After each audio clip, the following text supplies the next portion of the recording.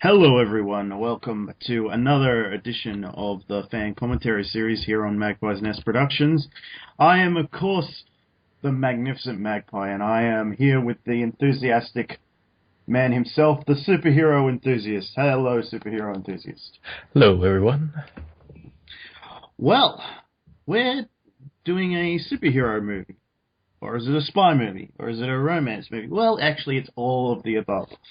Because we are doing a movie that I absolutely love. I grew up with it. It's got some nostalgia goggles on it for me, so it's really difficult for me to separate that. So I'm apologizing for my critical eye not being as on par as it usually is. But I just love this movie.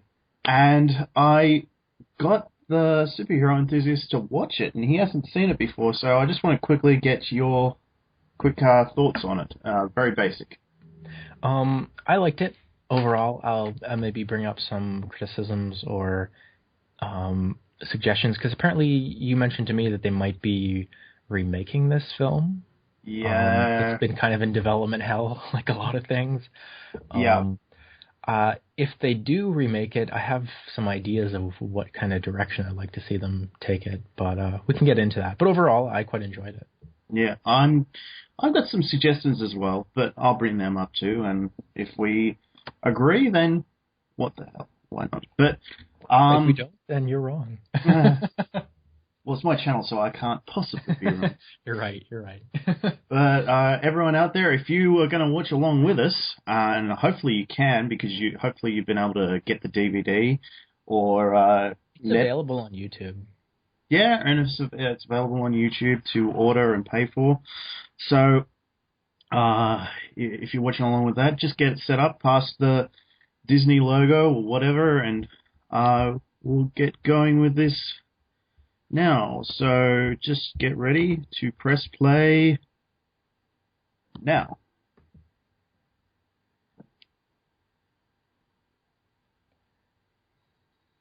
I love this intro too. I just Yeah, it is really good. And that's a heck of a logo.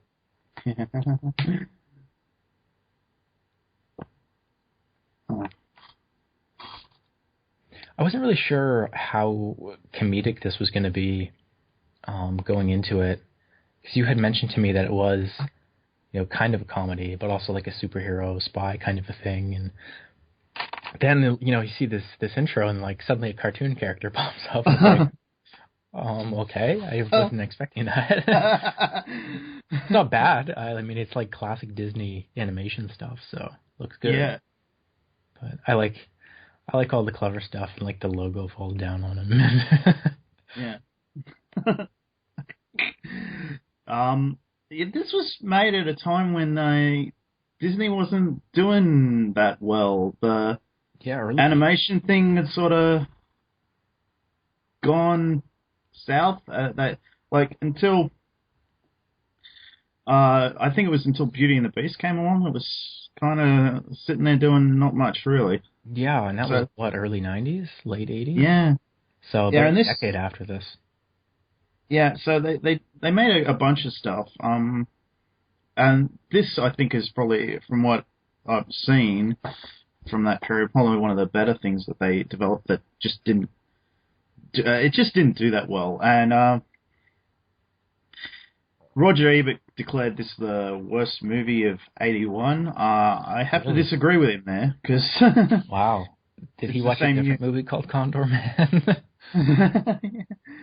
I looked at what else was out that year, and honestly, the only thing I've seen because it was really a great year for movies. It was like, I think Raiders was out. Raiders was out '81, I think.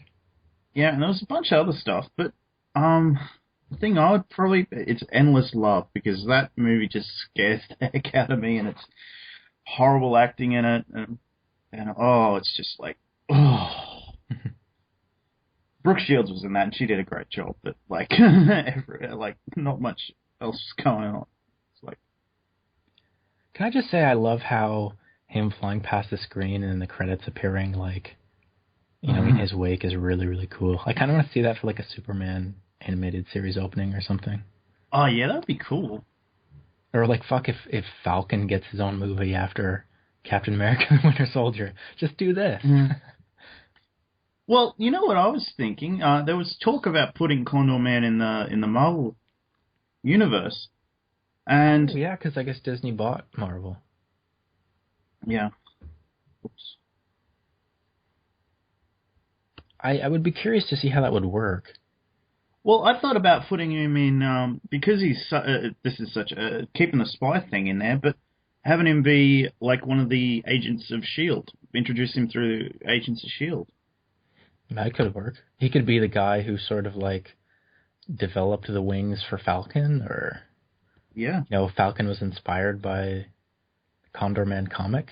Because that's really the interesting conceit of this movie that I like is that it's a guy who he's a nerd and he kind of lives in his head, and he's one of those creators who wants to make everything super realistic.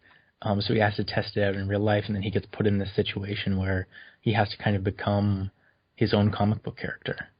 yeah. But I personally think putting him in the Marvel Cinematic Universe and then doing a comic would probably make a little bit of sense. Because there was some comics released with this, and this character, Harry, was actually African American in the comics, apparently. Oh. I would, if I was to do it, I would release a live action movie, but then the comic tie-in would be like the actual comic that Woody draws. Yeah. Interesting. I love the Paris setting at the beginning of this, and this is all really takes place in Europe, and it's a beautiful continent I've yet to visit. Same here. Those wings look nice, though. Yeah. I still have no idea how he's actually flying.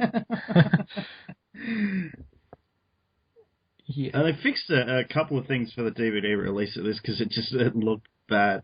Oh, and where Michael Crawford falls into the water, there he actually nearly drowned because he got run over by one of the ships coming along, almost, or something. There's an interview online about that. Huh.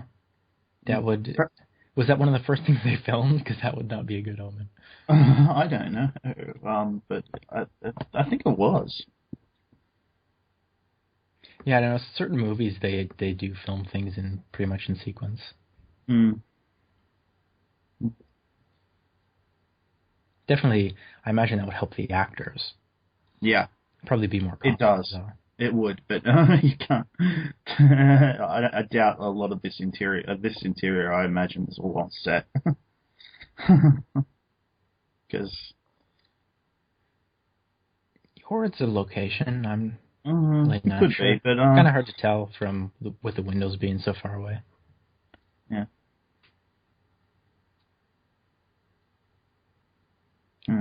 There's been a bunch of reviews in this movie. Now, one kind of put it in the middle of the road, one kind of gave it high praise, and one completely trashed it. And the one that completely trashed it, I was like, you couldn't be further wrong if you tried.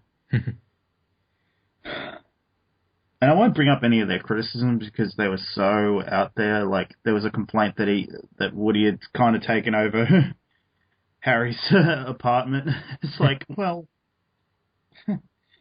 I imagine he said, look, I'm going to be working on my comics while I'm over there, because he sort of says that here at the beginning of this scene. Mm-hmm. And he would say, well, look, I'm going to be pretty much, I've got a lot of boards and stuff to work off of, so, and I doubt that's his entire apartment. Yeah. I mean, this guy's a government worker of some sort, and, he's part of a spy agency abroad, so he probably has decent lodgings. Yeah. Seems like a pretty big place. And this guy, Dana Elkar, hopefully I'm pronouncing that right, before his big break in MacGyver. Oh. He was in MacGyver, and unfortunately he's passed away, and Hmm. yeah, that's really sad. I like him in this. Yeah. I like the paint job on this car. I know it's kind of retro, but... Mm.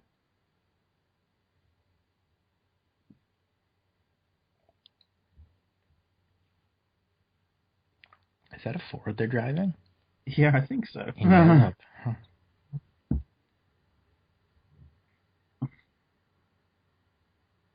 I guess you guys there in Australia drive on the left side of the road, right? Yeah, I think so. Yeah, in France, I know they do on the right side of the road, like we do here in North America, because it's basically the Americans went in after the wars and built all the roads and stuff. Here we get to see the Orient Express.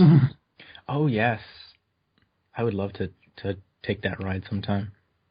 Yeah, there's a train run. I'm a bit of a train buff, and I'd love to do the Indian Pacific run over here because apparently it's the best way to see everything. Oh yeah, Mm. that would be cool. Train Very tour. expensive though. I'd love to do the Cross Canada one, but Oh. that's pretty long, I think. Mm. His Humphrey Bogart impression is terrible. It's supposed to be. Yeah. It sort of reminds me a little bit of Get Smart, just a little. Because, I mean, one of the things on that show was John Adams would sometimes do a Humphrey Bogart accent when they would, or I guess impression, when they would do certain episodes that were kind of riffing on Bogart movies. Mm. But a lot of classic spy tropes in this, like the briefcase to the arm and all that here. Yeah. He steals the hat back. I love that.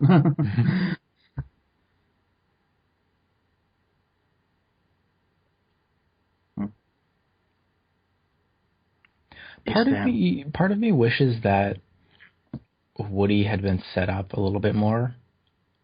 Mm. I mean, I don't know what they would have done or could have done, but it kind of goes boom right to the action. Oh, belly dancers. I'm already a little bit ahead of you.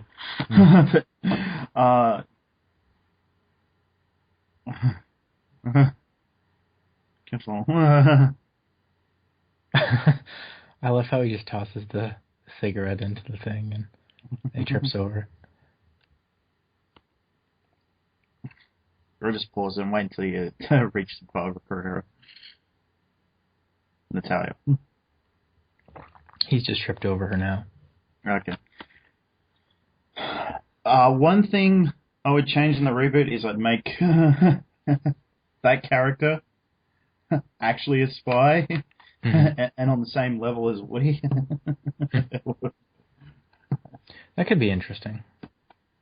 Because she's sort of like this damsel in distress, and I'm thinking, well, no, she's actually supposed to be a spy. What? Yeah. She's... Yeah, you would think she would be far more capable than she seems to be in this movie. Yeah. And sort of like, how would you remake this, though? Would you remake this set during the Cold War? Because that is basically the plot of this movie, is she wants to defect to the United States, and he has to help her, because on this mission that he's on now, he gets to know her, and she only will defect with him. I could see it being a Taliban-type operative, I guess, is the only... But the problem with that is the Taliban wouldn't use female operatives. Yeah. So, yeah, I don't know, she would have to have stolen information or something? I don't know. A Chinese operative? That could work. But I mean, the thing is, we're not really fighting the Chinese, so that's kind of the trouble. Is like, the whole Cold War paradigm doesn't really apply anymore. But who knows with Putin acting the way he is? Maybe it'll be totally appropriate by the time they finally get around to remaking this. Yeah, they should. They should hurry up and do it because it's got elements. But like I said, I'd probably I wouldn't change Woody's character a lot. That's one thing I wouldn't change. I'd try and probably plug in more of the serious element to it. Yeah, I would make him less goofy. Like, I would play up more the angle about him being someone who sort of lives in his head, having to, you're getting to live out his imagination in real life, but then being kind of terrified by it.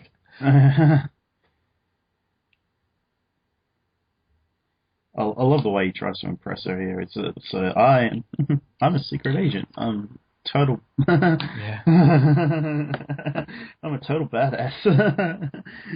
And then he takes this drink. Just puts his hat on it. Oh. And then he breathes fire. I think that's so funny.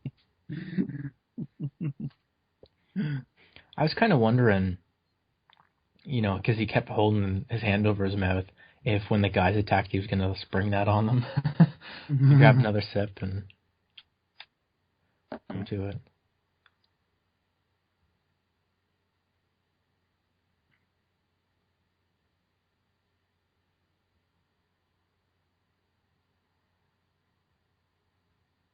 It's a nice restaurant.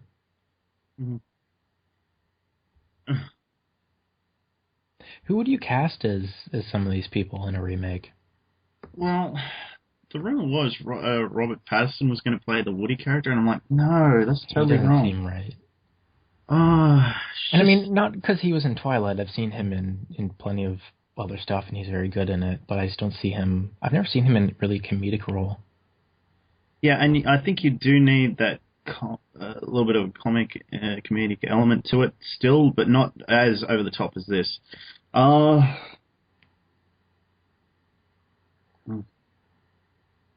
Yeah, I don't know. Chris Evans might actually be an interesting choice. Quitting I was going to say, but he's quitting acting after Captain America, so. But I'd want someone that's sort of like that, who actually looks like an everyday type of guy. Mm-hmm.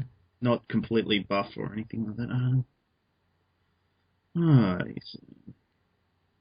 Would you want to cast largely unknown people then? Well, I think you do need someone's name on the poster that sort of says, oh, well, they're going to be in it, and that's going to be awesome. So I'd probably do like the Superman thing and have the villains be like the main... Oh, the big people. The big name players. That could be interesting and a good way to go. This movie references the Superman movie that had just come out, I guess, 3 years before. Yeah. A lot in this. And that's kind of the interesting thing, too, because, I mean, that movie was what kicked off the whole superhero movie thing, but it was still relatively new at that point. And I kind of wonder if you just threw out a movie now with all the superhero movies that we have every summer, like 10 of them. Condorman, like, would people just go see that because, like, superheroes are a big thing now?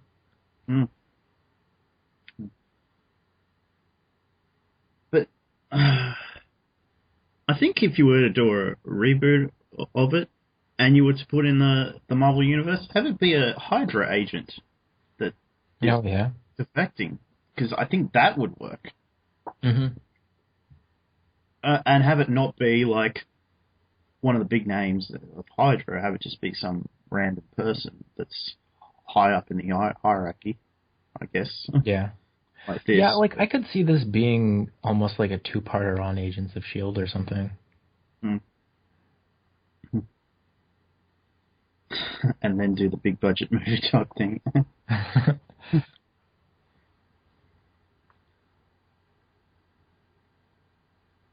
But it's a pretty, simple and kind of straightforward spy story, but then they kind of throw in the element of Woody and him not being an actual spy, and that's where the comedy comes from. Yeah. But I think there would be real potential now to do something like this where it is, a guy writes and draws a comic book and then like he gets to actually live it out. Yeah. And you could would you do it in such a way as to reference the specific things from big superhero movies? Yeah, I probably would. Like, I could almost see this as maybe a little bit of a spoof. Not like a straight-up spoof, but... Yeah. You could certainly go that way. I like this Krokov guy. Yeah. Oliver Reed, another actor that died. But, he was probably the only, like, really... Like, Michael Crawford, it wasn't a big name. I think some others still happen. People knew him from that, but that's about it. Oliver Reed, yeah, definitely was probably the name on the poster that probably brought at least some people in. Mm-hmm.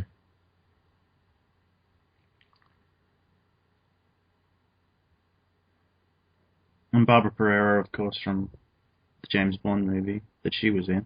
Yeah. So it's good casting there. Yeah. So I'd probably do the same thing, cast a pretty unknown person in the Condorman role, because I'm terrible at casting. I typically am too, but a lot of that comes from I'm not really a huge movie guy, so I don't know a whole lot of people. Mm. I mean, if I do watch movies, typically they're like older than I am. So.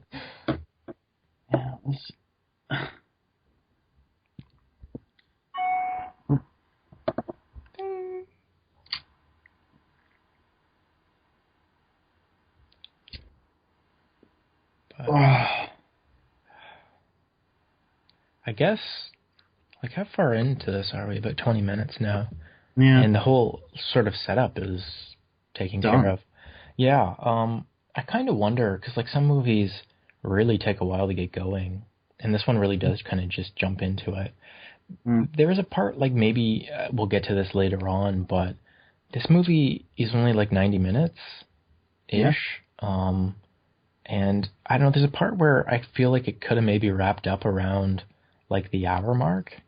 Really? Like, well, it just felt like it was kind of building to that, and then, like, they go on for a little bit more. Mm. So I would, maybe fix some of the pacing things. Yeah. Mm. Yeah, I'd keep a lot of the references in this. Like, Laser Lady would be the... Oh, yeah. That sort of thing. There's not a great deal that I would change.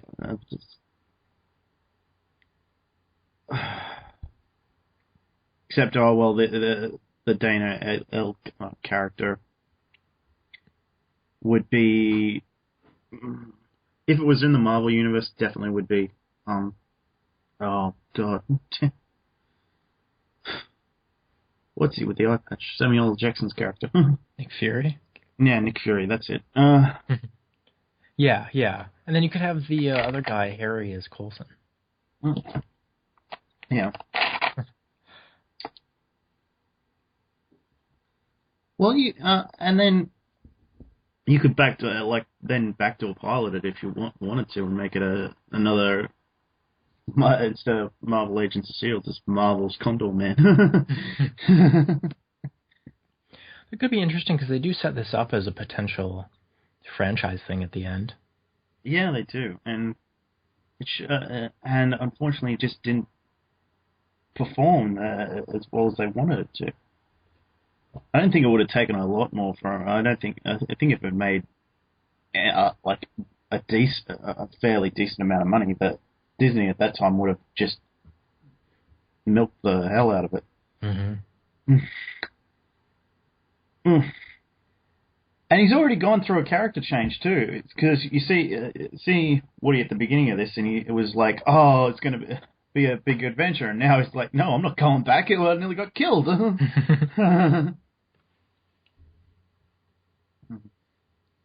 So he's like, no. He finally figures it out. I like that look Yeah. on his face, and he just kind of falls back into the chair.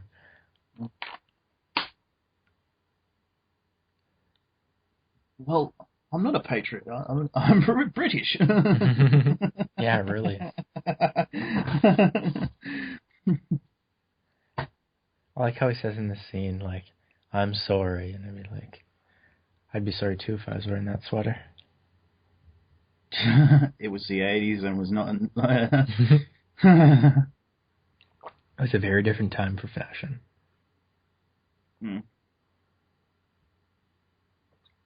I don't think it's horrible. I don't think it's anyway the Six Doctors jacket. If you've seen that, you're like, be like, oh god. I love this. Okay, he finally looks at his drawings to figure out who it is. It's like, okay. You see, there's already a story out there for. It's kind of, a little bit, I know, unbelievable that the big boss spy is this willing to just kind of go with him, just because, like, oh, well, we really need her to defect. I would kind of like if he was a bit more suspicious of this guy. Well, I think to use him. Well, the thing is, she said, I want him to bring me over, or I'm not coming. Yeah, that's fair, but I mean, like, I would still definitely have him in the role of like, we need to get him to do this, but, I would maybe want him to maybe say, well, we need to send somebody else with him, or, who knows. Yeah.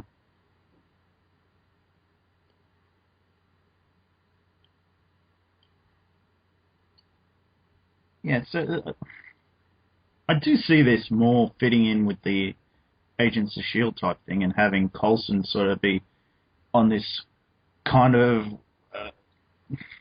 wacky two-part mission to have a Hydra agent or a whatever sort of thing they've set up defect, but with this guy, this crazy, well, not crazy, but like guy who's up in his head, losing his head, like you said. Mm-hmm. Yeah, because we know comic books do exist within the Marvel Cinematic Universe, because Captain America was in them. Yeah.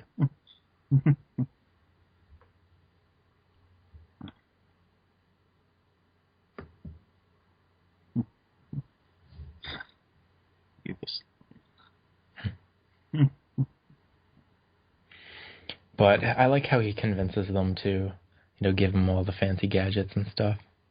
Yeah.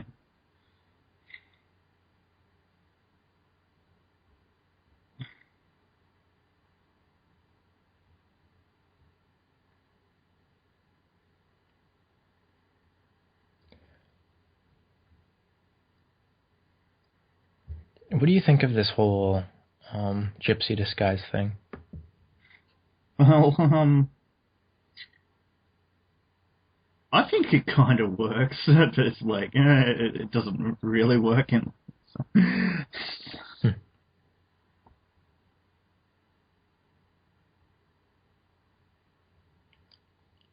They have a lot of really interesting locations in this movie.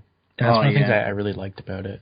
They're all over Europe, and you're seeing all these great sights, and like, you have this beautiful destroyed castle here. Yeah.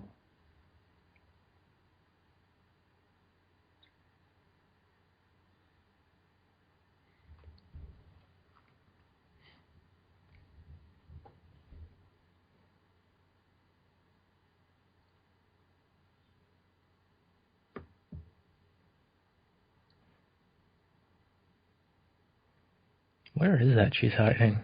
Oh, well, you haven't found it? It's a hole in the ground. Oh, yeah, it's like she's behind these bushes and she's put up stuff.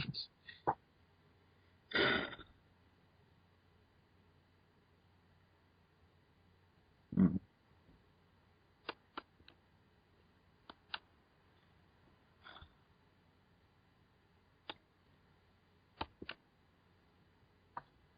as gypsies. How very romantic. I love that, that guy's voice. American friend?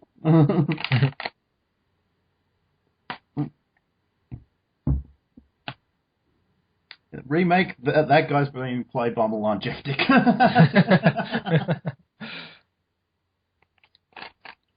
That would be perfect. We need to get him in one of these roles.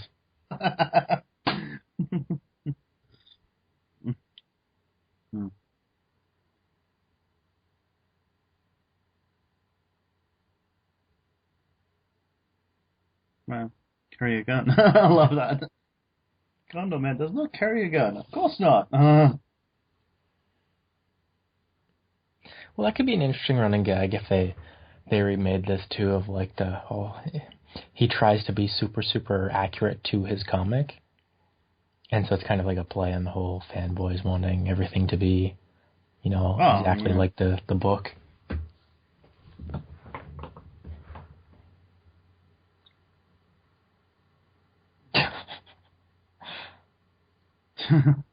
That's one of my mother's favorite scenes. It's the fire breathing scene in there. He does not know how to use a gun. No, I think I'd have him say, "Well, that shouldn't have had that much of a kickback."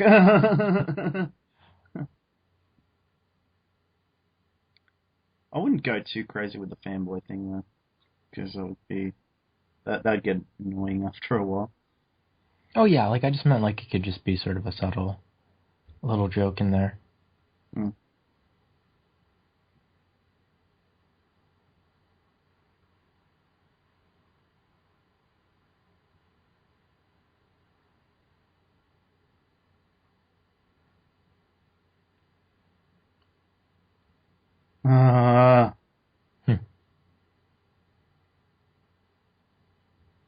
My favorite bit's coming up.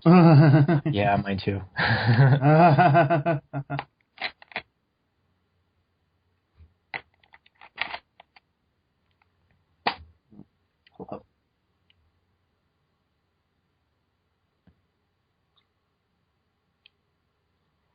I just like that the KGB has a special squad of drivers.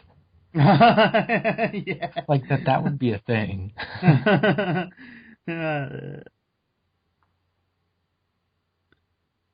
I like the Broknomiach idea. They all have to drive Porsches. Well, they're Italian cars, they go fast.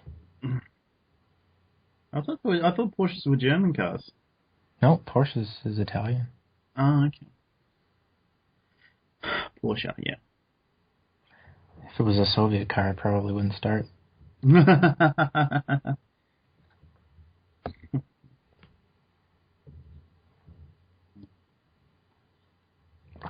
Beautiful view of the Alps.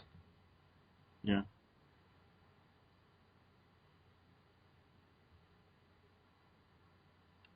I just love this bit where he's calling and he says, "No, we're going to go send the Broknomiach after them."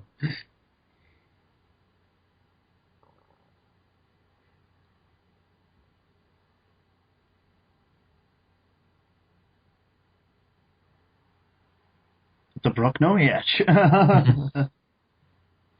Amarovich is personally in charge. Now, this guy is supposed to be like their top level operative.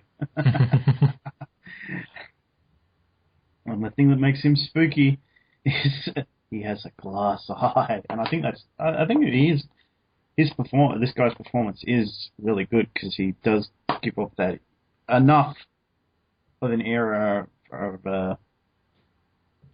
villain, scary type guy for a Disney film of that time. Yeah, he has a distinct look and something that sets him apart from other villains.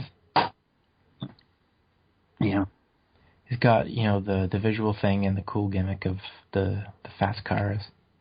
Mm.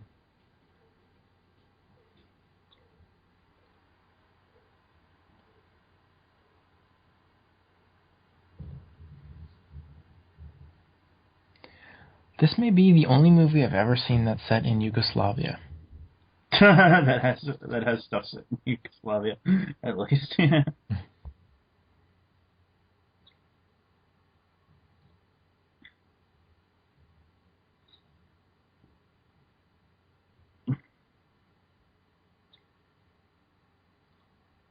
I love that they just know what's coming. Yeah.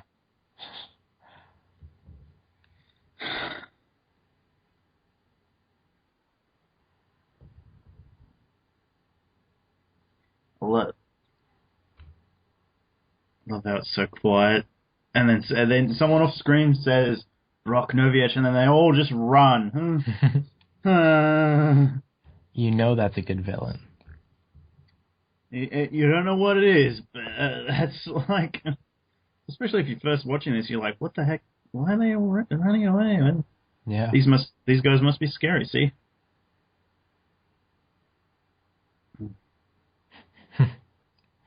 And here come all the Porsches.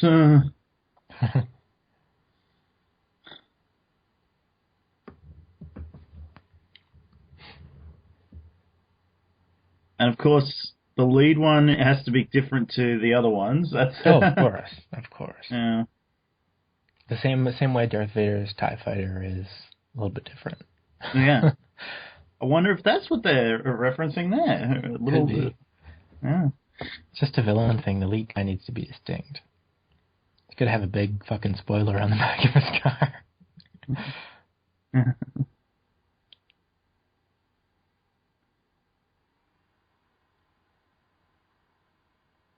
I just love how everything about them is precise as well. I think that does say something. Mm-hmm. And they all got tinted windows, so you can't obviously see that it's stunt drivers.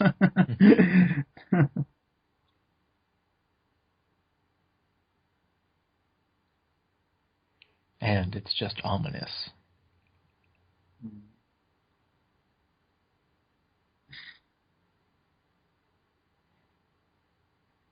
This movie does have great driving, though. Oh, yeah.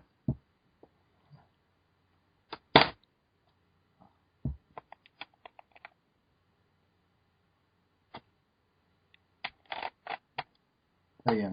You gotta learn to lighten up. Relax. It's like, she knows this is way too easy. Yeah, where is everybody in this storybook town?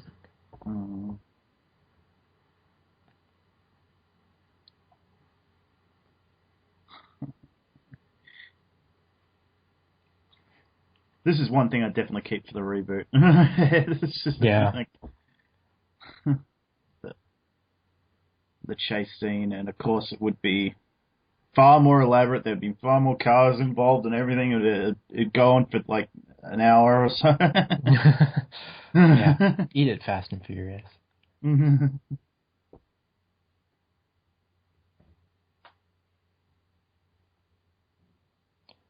You could do something really cool, though.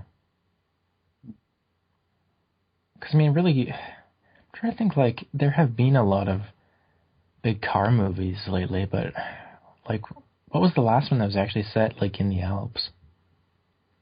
I don't know. I don't think I've seen it. But I like. It seems like South America is sort of the thing now for the Fast and Furious movies. Or I guess there was one set in Europe. I know that in England or France. I can't remember. It was. Yeah, I haven't seen all of them, so. Oh, it's been a while since I saw the last one, but I think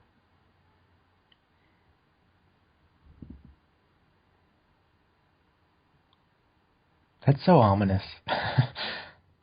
Well, I'm just, like, trailing them like that. That's frightening. Let me know when you see the Condor car. You and your faster TV. I thought about setting this up on the DVD player and hopefully it would have run in sync, because it seemed when we were doing 300 it was running in sync. Mm-hmm.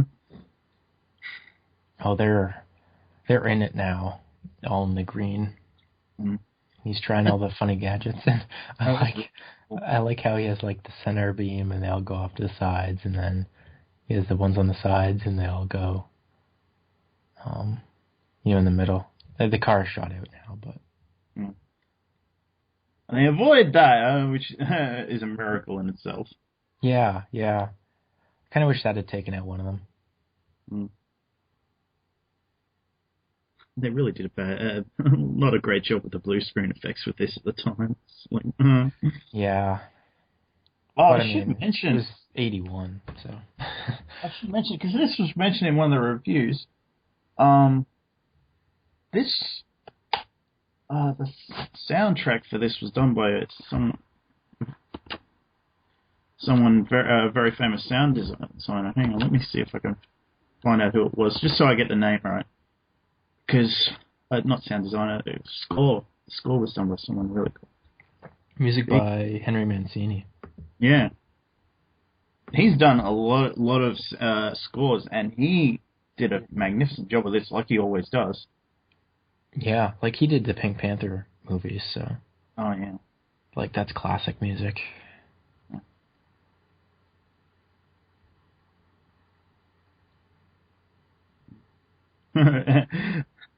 Something I never noticed before. There's a bit of fear on his face there when he says every one of them is a dedicated killer. It's like, God damn it! Couldn't at least one of them just be sort of into it? But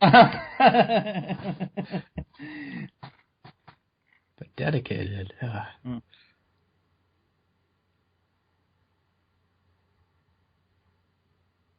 I love this. Let's warm things up a bit.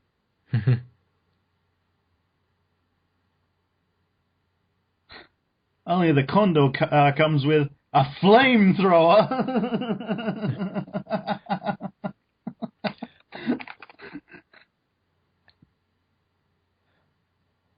I love how the cars all explode like crazy in this movie.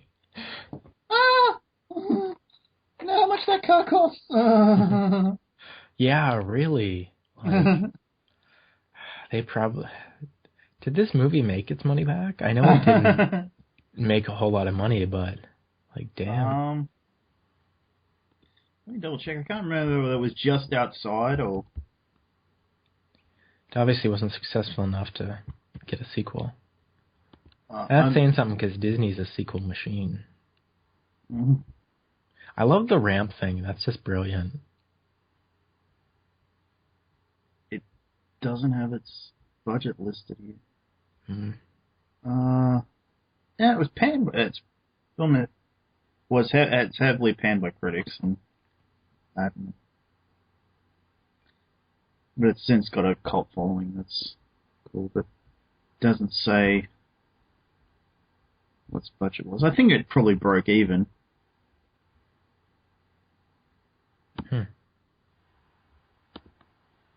I should mention that the first copy I had of this, it was taped off TV, and this thing up coming up. You want to know how old I am and how old this movie is? There was an advertisement for UHF channel coming up around about here, where the Porsche just comes back into the Mirovich. As Porsche comes back into frame. Mm-hmm. So, and there's a number you called and everything. It was, and there was advertisement for Friday night football there. So as well, it's something I remember. Is football in your country football, or is it soccer? It's probably rugby. Okay. Because of where I live, it could have been the AFL, which is the Aussie Rules football, just because we kept beating the English at the rugby versions. Not so much lately, but not with the Union at least.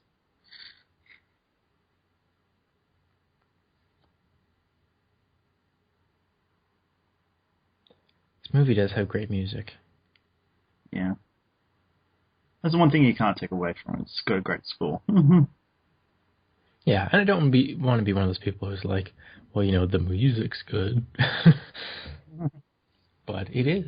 And there's a lot of other stuff good. Yeah, it's not.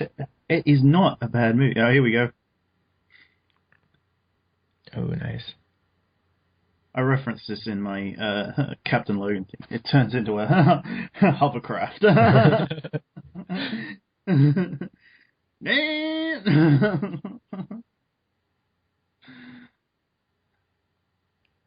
Sucker. I can go on water. You can't.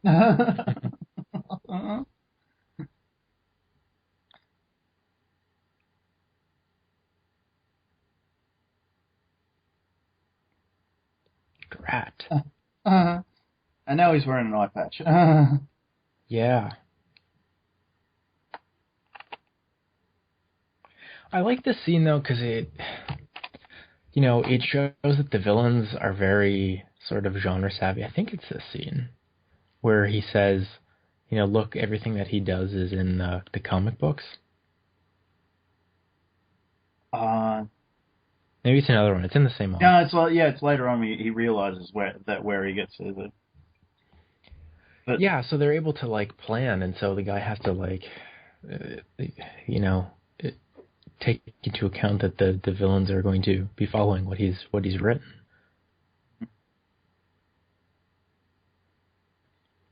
One thing you can't take away from Oliver Reed's character, even when he is backed up against a wall, he knows how to find them, because he finds them here in Italy. It's just you can't seem to catch them. But yeah, that's clever. That's clever writing. I don't think you can come away from a scene like this and say, "Oh, this is bad." No.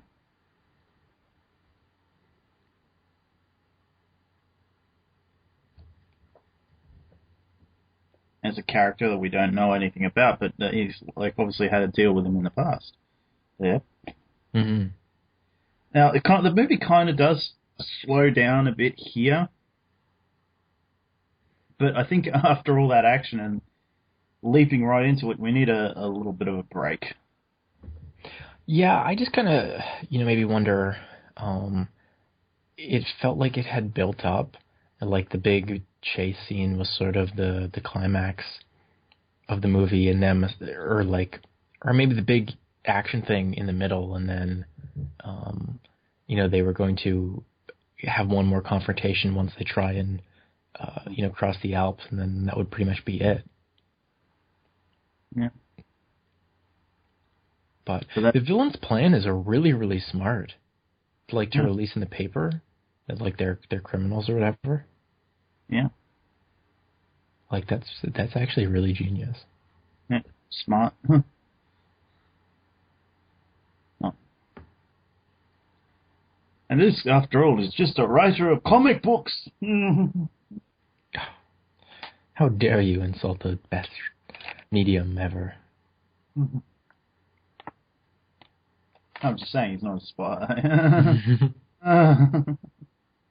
Well, okay.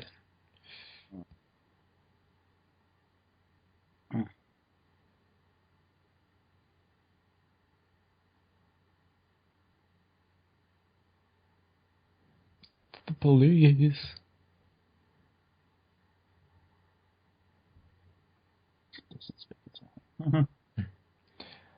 Get ready for Plan B. Rocco.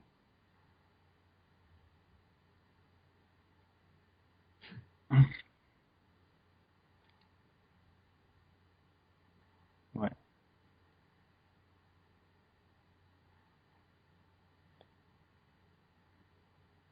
Okay, yeah. Now he thinks they're in serious.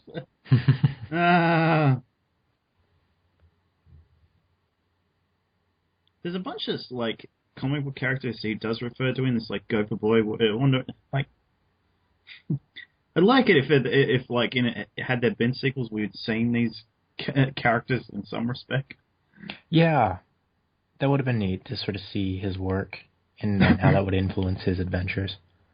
Mm.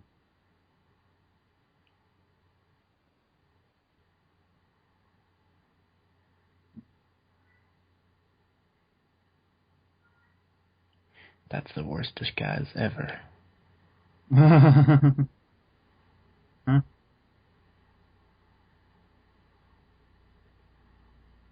No, you're not. No, you're not an American citizen. Liar. What language do they speak in Monaco?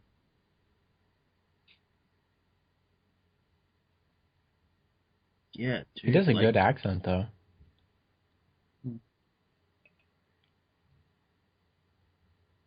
This? Have you seen my car?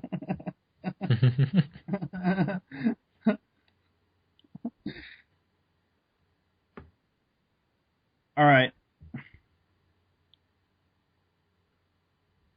He would uncuff the. He would uncuff him. I don't know why he doesn't uncuff him. Because Yeah. that doesn't make sense. Because he can't drive. Yeah, they should have made it maybe so like they didn't have time to or something, and they all had to cram in. And They try and do that a little bit, but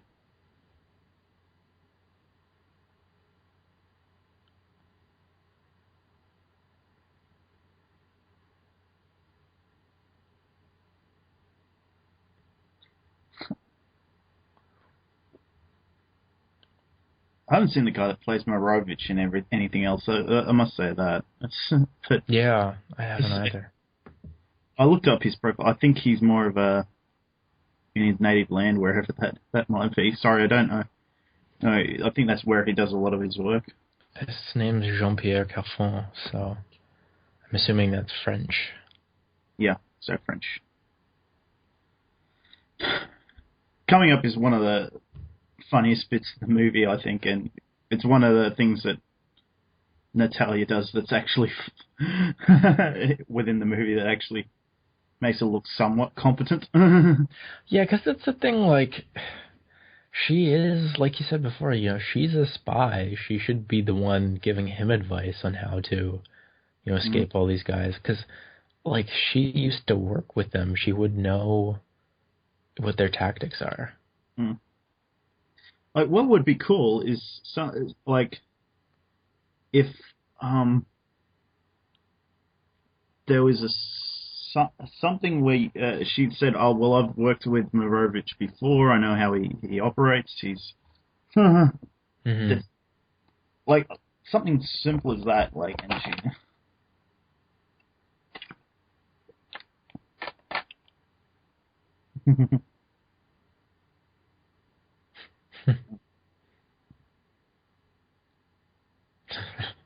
I didn't notice that before. His mustache is partially fallen off. Oh, yeah. That was one of the things, like, I kind of sat there in that scene, like, is he going to notice that? Is that what's going to, like, get them caught? And then she does the hilarious thing of standing up in the wedding and saying, "He's a bigamist."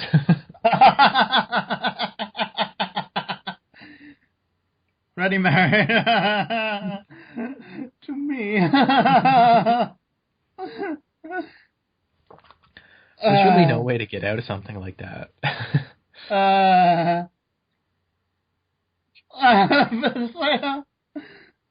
Well, she's crazy.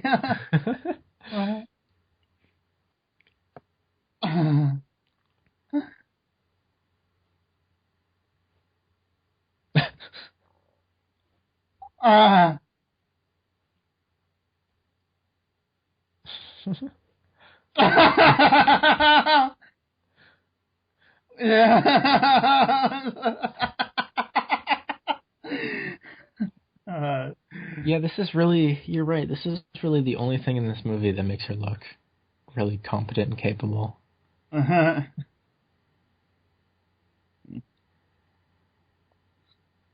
That's one thing I would change. Yeah. But again, this was made in 81, and they probably weren't thinking about that. I think here it is. Here's the bit you were talking about. I'm just at the point where the fight has started. Hmm. And the altar boys are laughing. Yeah. And the old ladies Okay. start fighting each other. Let me know when. Morovic is trying to figure out where they're going to cross.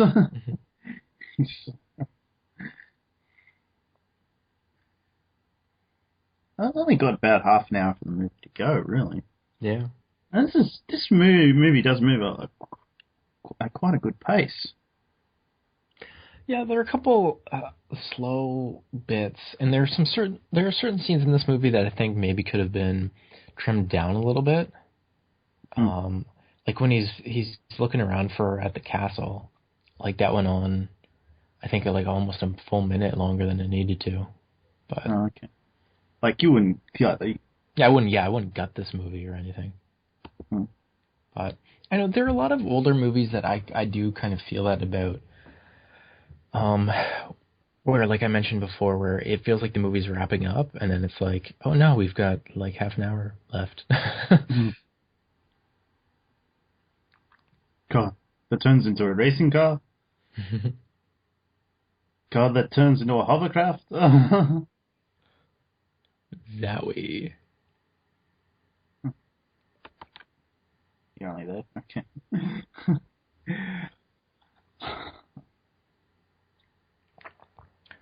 Oh, those Alps.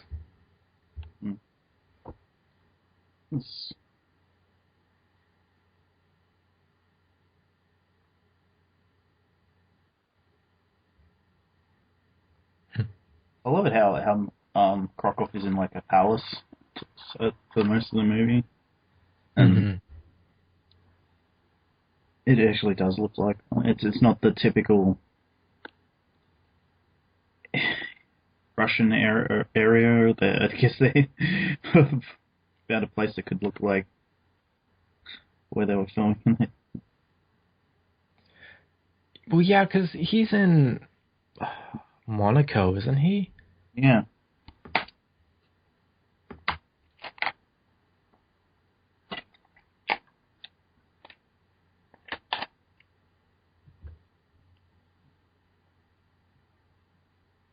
Two people.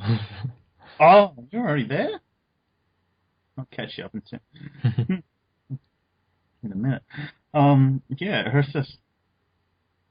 this is another point, like, because, like, it's character, there is, like, that, there needed to be that moment, I think, where you saw her come around to loving him. So there's not a lot I really want to criticize about this movie, because it is one of my favorites. I do have the nostalgia blinders on.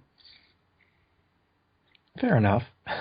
There are plenty of movies that I have that exact same thing with from my childhood, and I know the movies in question aren't necessarily the greatest thing ever, but still very, very good. You and I talked about this one recently. I think it was the Three Musketeers movie from the 90s.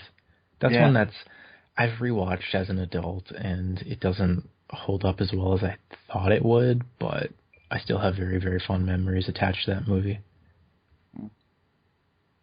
But I like how all the kids recognize her here. Yeah, and Woody's just crashed there.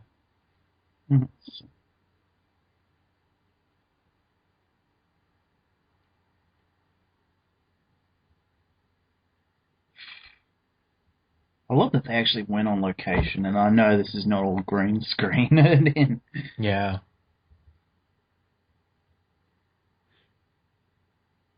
That's maybe like one of the best things in the movie.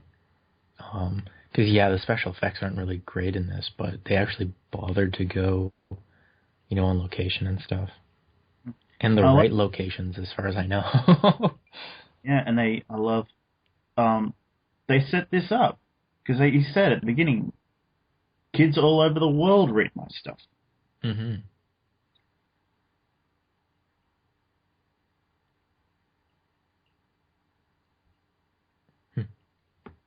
And this is another thing that leads me to believe that he spent ages getting trained up for this mission, because the comic wouldn't come out like next week. Yeah. Yeah, it's a good point. Like, they don't really communicate explicitly how much time has passed between him getting the mission and going on it, but Yeah, I guess implicitly there's plenty of things, like this, that kind of indicate it was a while. yeah. Because I know now it is at least what, a month or 2 months between writing like writing, drawing, and publishing the comic. Yeah, provided it's a monthly book. Mm.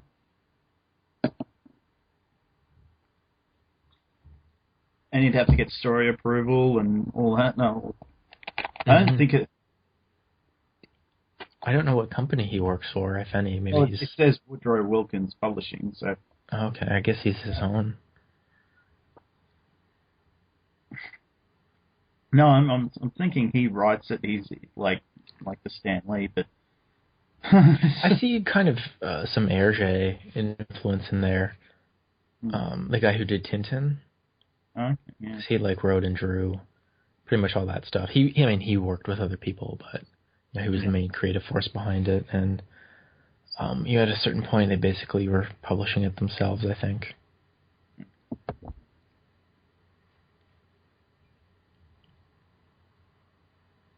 Sweaters were a big thing in the 1980s. Dude, it's the Alps. It's cold.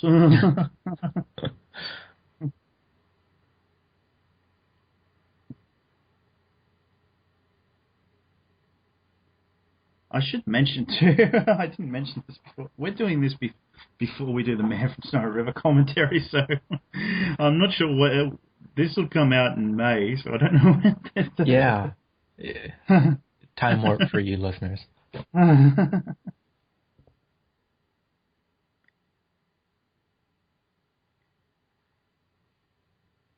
It's good to know that Harry's all right too. He's not playing third wheel. Yeah.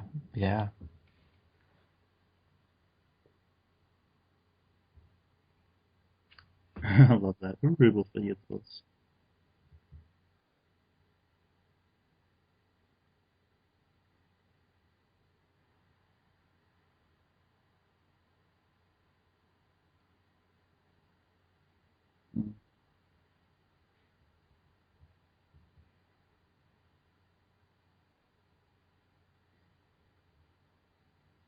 He has 1,000,001 outfits in this movie.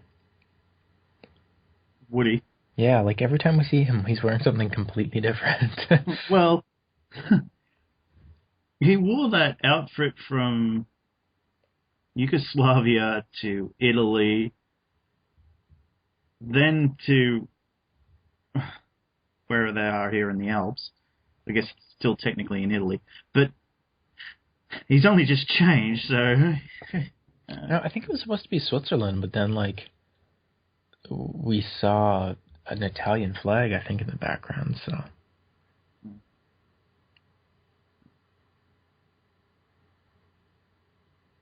Okay, now he has changed again, but then again, it's a different day, so. Mm-hmm.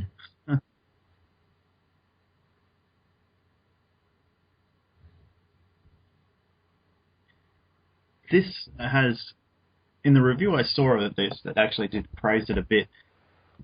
They compared it to a similar story in one of the Bond films, From Russia with Love. Mm-hmm. And I've watched that, and that. The romance in that is completely different. The love story in this is slightly better. Yeah. Because you definitely get an impression that he's not going to ditch Natalia the minute they get to the States. Yeah, with Bond, it's rarely ever a love story, aside from Vesper. It's always a lust story. Yeah. Kind of like 300 Rise of an Empire. Yeah. Another plug that we can make for stuff that we've done.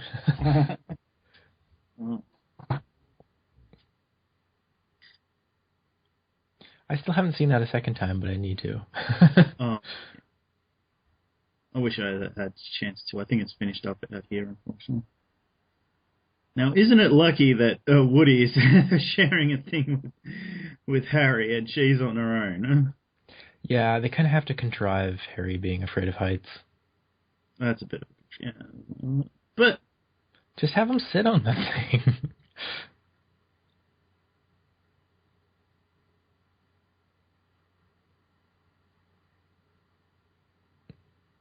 Yeah. And there's nothing to stop him from falling either, and that kind of would worry me a bit. And it would be like, okay, I don't really hate heights, but like if I fall, I'm dead. Yeah, it's not the fall; it's the hitting the ground. It's not the fall; it's the sudden stop. Which is not technically true because you technically, if it's high enough, you have a heart attack before you hit the ground. At least that's what I was told. Yeah, probably not. But I don't like hear like she's screaming like, "Oh no!" Like she's a spy. She's probably killed people before. Yeah. Maybe she's just trying to yodel. Mm-hmm. Yeah. I knew that the local will Russian in this scene. I'm just like, he's wearing the beanie, he's wearing the fur coat. He's like, I need the little Russian.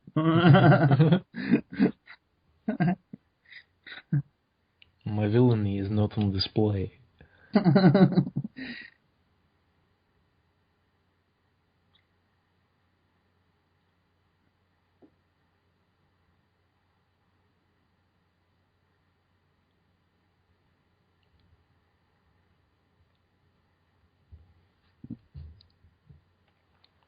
And just in case, there's a Russian logo on the helicopter.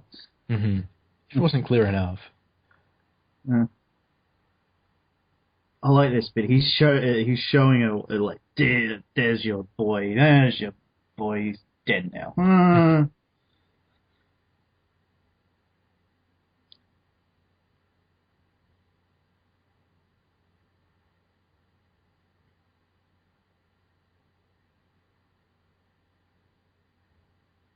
And this is another little something I remember from the tape thing. There's a little bit. There's that sound of the Condorman logo lowering in the scene. Yeah. So it brought the tension up that little bit further in this.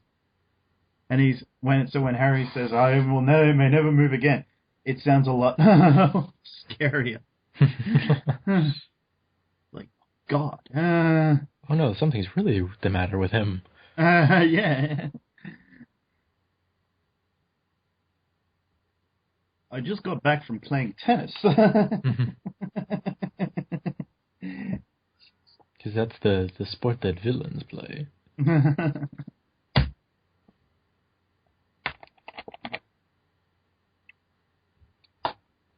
For the longest time, now, this is how silly I am, just because they both have the same last name, I thought Barbara Carrera was Tia Carrera's mum.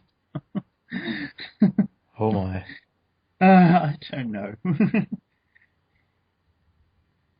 I must have thought I read it somewhere or something.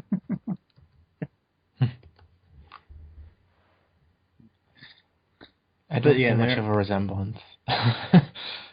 No, I don't know why I thought that. That's how silly I was.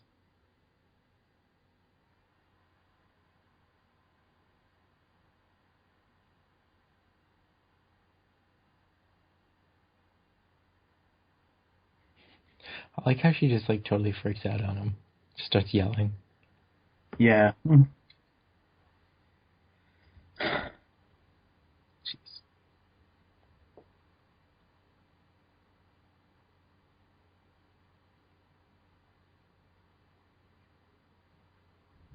Having taken like granted it's only beginner's class. Having taken that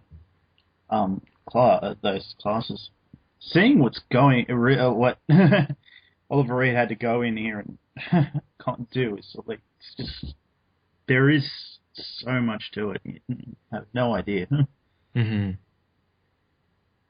And you can always tell a good actor just by when they're given material like that and they actually are able to do something interesting with it, because it could just be really, really boring. But it's all in the delivery.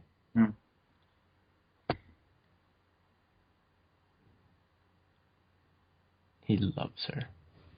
Oh, of course he does. Mm. Not that You would I'm... too if you were Condorman. No, not really. Barbara Carrera is, like, even in this movie, not really my type. Now, Tia Carrera, that's different. Russian spies are always my type. I'm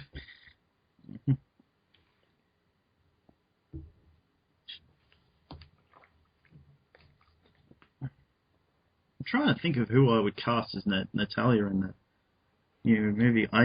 Normally my default answer would be Natalie Portman, but Of course it would. like, That's a good question. Like, cause we talked since she was in Never Say Never Again. I mean, granted, that's like that was the Eon Bond movie. mhm. Would we want to cast somebody who was a Bond girl? Would you cast Eva Green? No, I would actually. I'd rather have her. Like, if I were to make Morovich a woman, I would cast her in that because I think she's far better served as a villain character. That would be cool. Like have like a squad of all female drivers. There's this woman standing in the background. I swear to God, behind Oliver Reed, and I swear to God, she looks familiar. And it's like, She does look like somebody. I don't know who. Somebody like look on the IMDb page, and it's like woman who stands behind Oliver Reed. But no, like she looks way too attractive to be just an extra. Like she was in a deleted scene, and there was a reason why it was deleted. Like, they forgot to mention that this was a Disney film. Oh.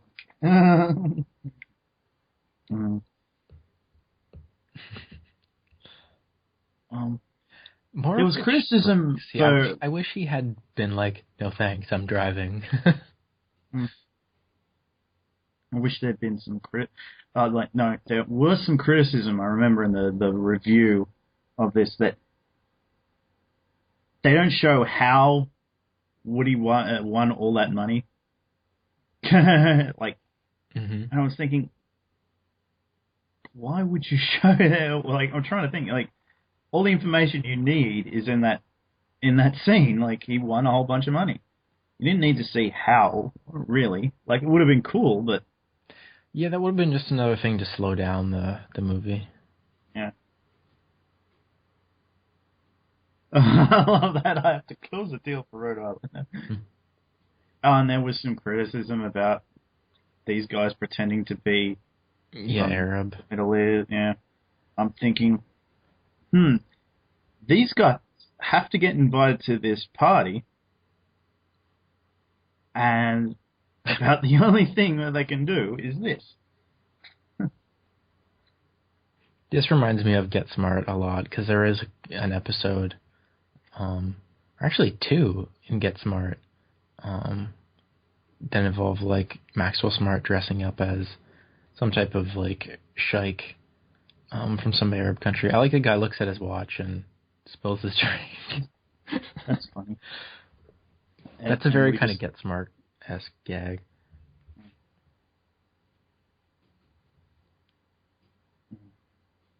I do. One thing I cannot criticize this movie for is they set up stuff, then they pay it off.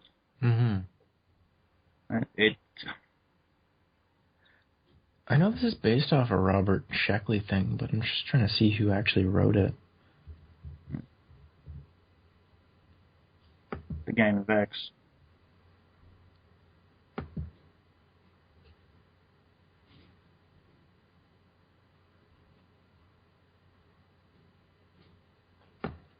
Mickey Rose. Well, he's somebody who's written for Woody Allen, I guess.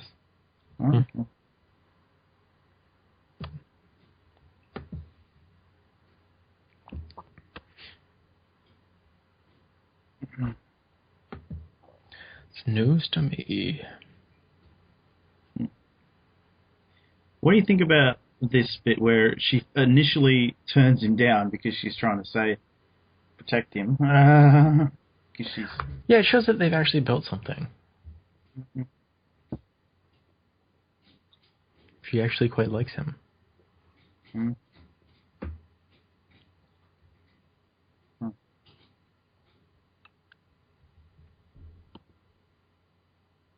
Flat.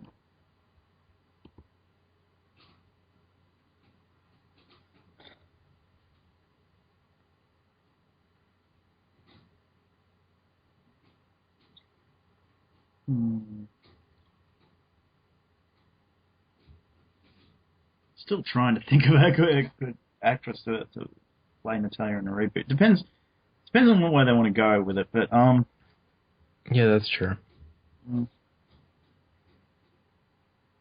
Yeah, I guess you could do that.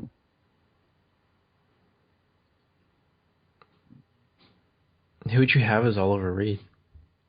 Oh, that's easy. Tim Curry. Oh, that would be interesting. You know what? Even if I couldn't get him, I'd get John Travolta because I just love John Travolta playing villains. Oh, he's great when he plays villains. Yeah, even in the bad stuff. Like I know he got some criticism for Battlefield Earth, but Oh, well, that's the one thing I like. Battlefield Earth. Yes. Like the problems with that, not necessarily him. That movie was made on like the minuscule budget. And it's terribly written and just acted, and just everything about it is terrible. Yeah.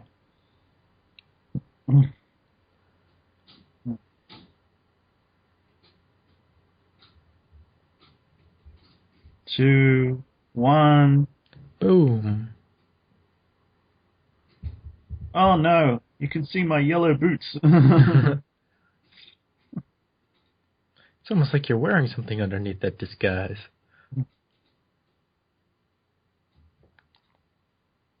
I love the music here. It's like, yeah, very up tempo and cool.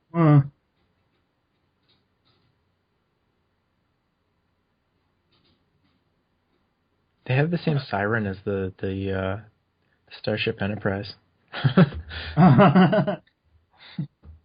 See what you don't. What you don't know is the Starship Enterprise is parked there.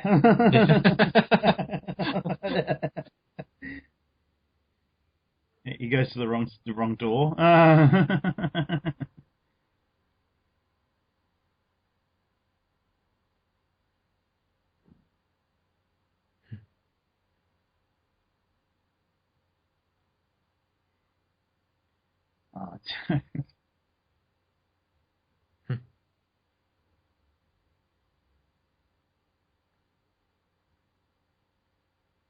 I was going to criticize the fact that they don't use a lot of guns in this, but they actually do enough, I think. But I think if that you were to do a reboot, like suddenly everyone would have machine guns and they wouldn't know how to use them because they kick back.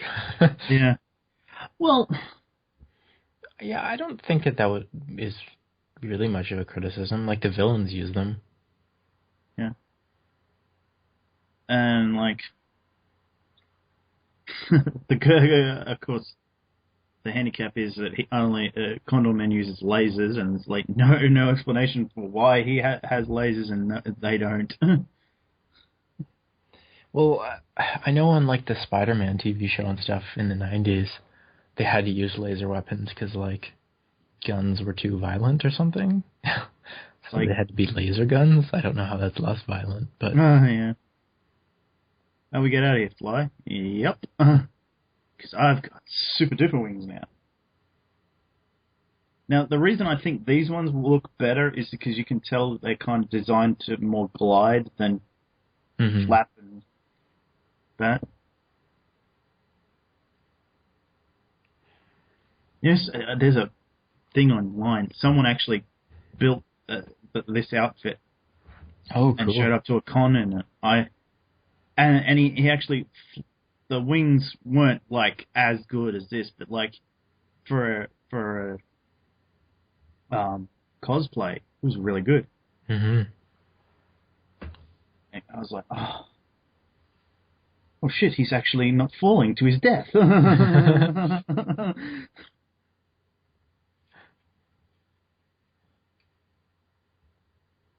You'll believe a man can fly. Not in this movie, Ewan. True. Uh-huh. It is a pretty bad effect. Yeah. You gotta remember, too, that, like... I mean, it is bad, but then, like, I'm thinking back to Superman, the movie, and the effects in that weren't that much better than this. Mm. And these came out at around the same time. Like, 3 years difference. So you can imagine, like, the movie was developed, it was screened, and then this one was put into development, and then... Mm-hmm. And suddenly his gloves and that are white, not yellow, and that bugs the heck out of me. I don't know. She says something weird, and she says she's having trouble holding on. And it's like, but you're on top of him. You're riding on his back. That did not sound dirty at all. Just grab a hold. Yeah, it's like...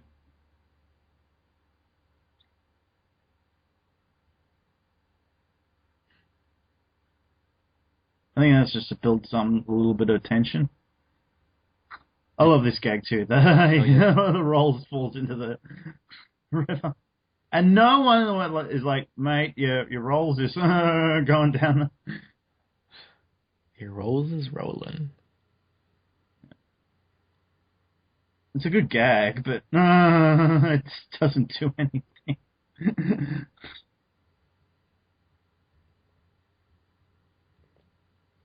That's what parking brakes are for. Yeah.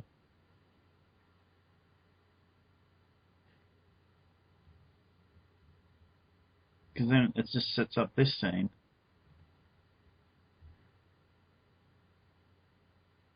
I think it was one of those things that was like written on the day. That's what it seems like to me. Hmm. This isn't too bad because like getting the blue screen and then having him come in it for a landing, that was pretty well done, I think.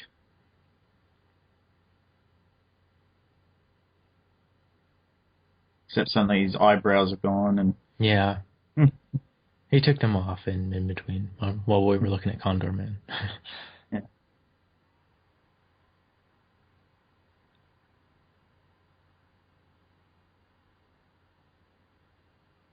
Another good bit coming up. Mm-hmm.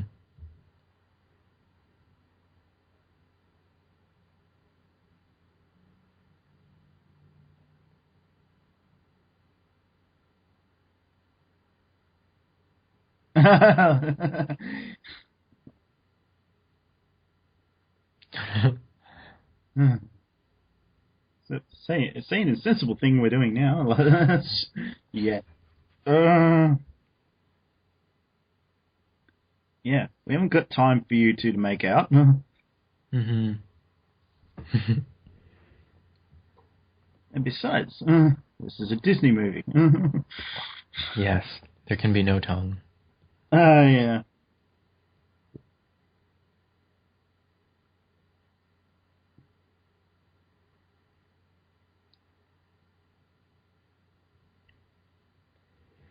Well, it's 80s Disney, it's not the new Disney.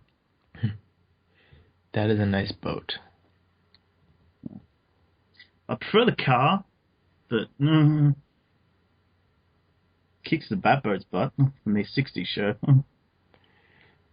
Yeah, that was basically just a regular boat painted with a fin on the back. And I think in a way it kind of beats out the Batman Returns boat, kind of. Yeah, I never much cared for that one.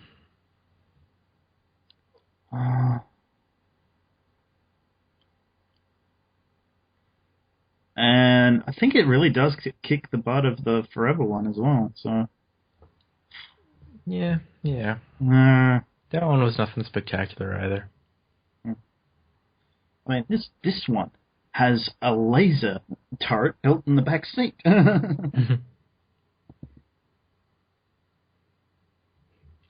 It's the same as before, just on the water. Yeah. Except there's 4 boats, and then the lead boat comes in later.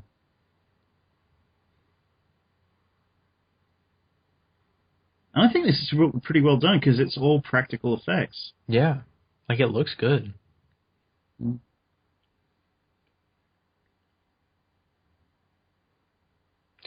Speaking of bat boats, I read the Batman and Aquaman comic this past week, or the other week, and the bat boat in that was like this gigantic manta ray. It looked crazy.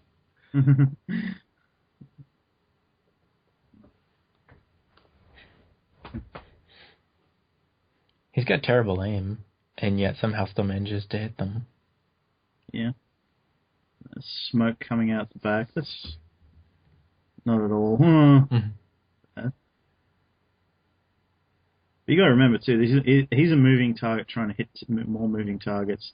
Yeah. And they're moving pretty fast. My complaint was more that he shoots completely wide of them and they still explode anyway. Not that he couldn't hit them. It's that he hit them by not hitting them.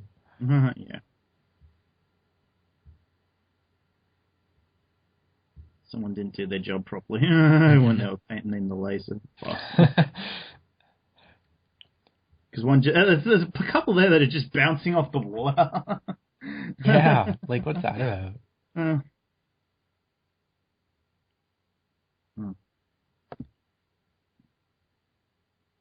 Yeah, I don't know how do they bounce off the water? Magic.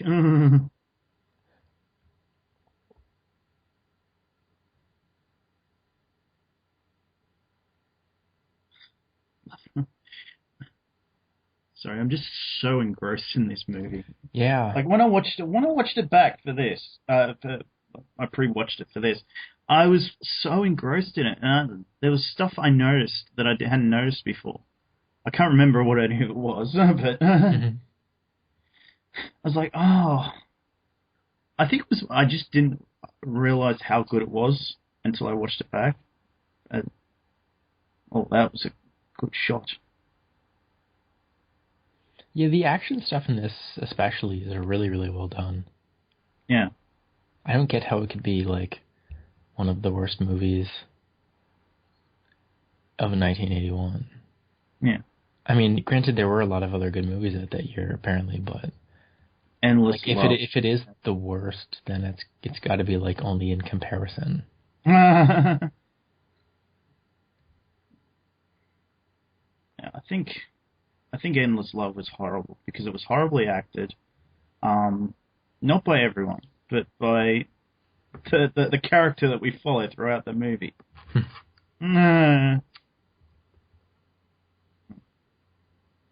Here come the bad guys. The bigger boat.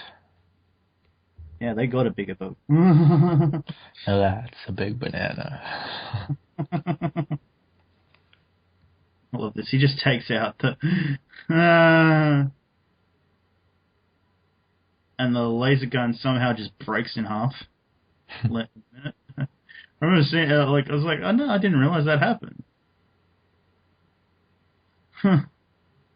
Either I didn't notice or I completely forgot that happened. They both take out each other's guns, so... Because now we're screwed.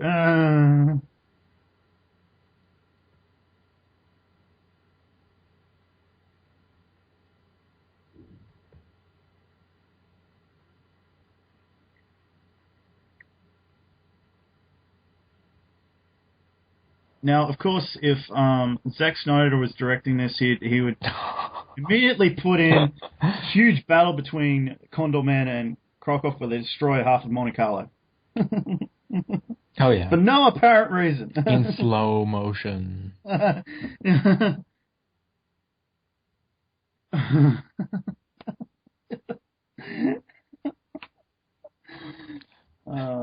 love that. Return to base. Return to base.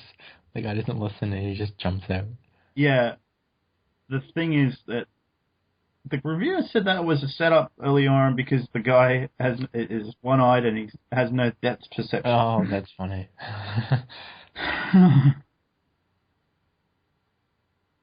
Well, I was thinking, oh, okay, I can see that, but I'm not going to put that in the review. There you go. You get to kiss her without tongue. Yes, the villain's been defeated. You can do it now. The Natalie Portman, Zach Braff deal.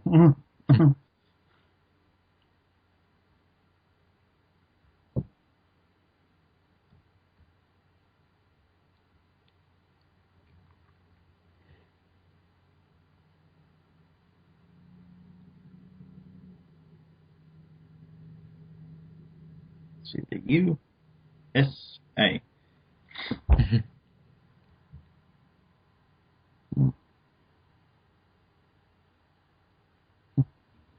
You'd just kiss anyone, wouldn't you? Well, she's very happy to not be behind the Iron Curtain anymore. Yeah.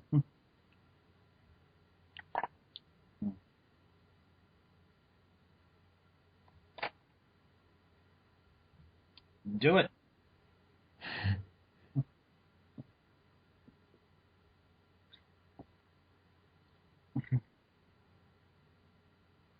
That looked like a pack of cigarettes. An aerial thing coming out of it.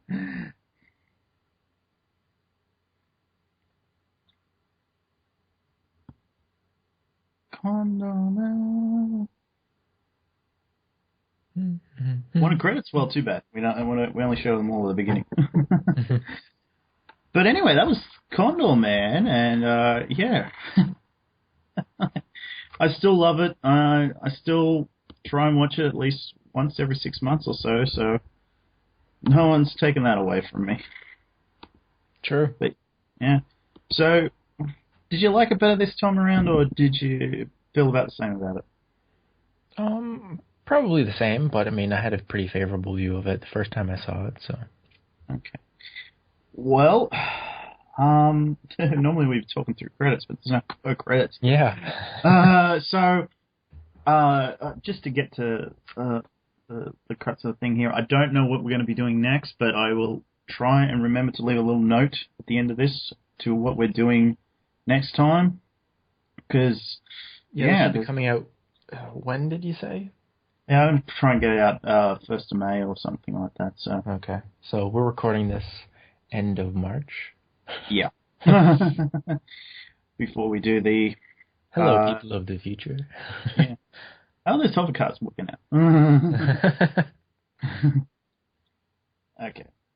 All right, so I'll leave a little note after this to tell you what's coming up next time. Bye for now.